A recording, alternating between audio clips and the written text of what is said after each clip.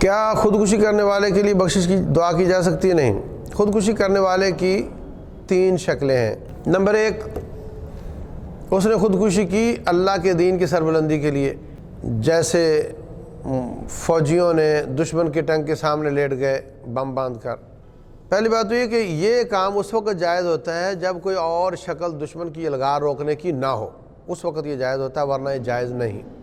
اور اس نے اپنی جان دے دی مسلمانوں کی جانیں بچانے کے لیے، تو اگر اس کی خودکشی وقت سے پہلے تھی یا ابھی اور آپشن موجود تھے تو رسول اللہ صلی اللہ علیہ وسلم فرماتے ہیں کہ یغفر لہ کل ذنب الا الدین، او کما قال علیہ الصلوۃ والسلام، کہ شہید کے تمام گناہ معاف ہو جاتے ہیں سوائے قرض کے۔ تو اللہ تعالیٰ سے امید ہے کہ یہ اس نے جو جان دی ہے، اس میں جو اس سے غلطی ہو گئی وہ بھی اللہ معاف کر دے گا اور اس کی شہادت قبول ہو جائے گی۔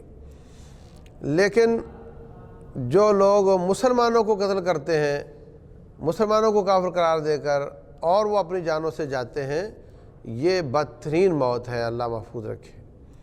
تو ایک تو یہ ہے کہ جو اپنے حساب سے دشمن کو روکنے کے لیے یہ کام کر رہا ہے۔ نمبر 2، دنیا کی مصیبتوں سے جان چھڑوانے کے لیے وہ خودکشی کر رہا ہے، لیکن توحید والا ہے، نمازی ہے اور نیک ہے، یا مطلب یہ کہ مشرک نہیں ہے، کافر نہیں ہے، تو ایسے شخص کا جنازہ امام نہ پڑھائے، عام لوگ پڑھ لیں، تاکہ لوگوں کو تھوڑی تنبیہ ہو کہ دیکھو امام صاحب نے نہیں پڑھایا، یہ غلط کیا اس نے، لیکن عام لوگ پڑھ سکتے ہیں، دعا بھی اس کے لیے، استغفار بھی کر سکتے ہیں۔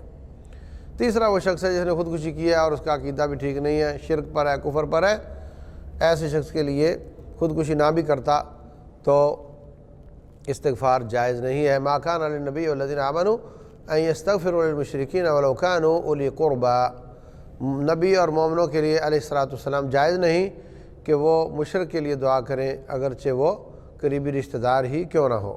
واللہ اعلم۔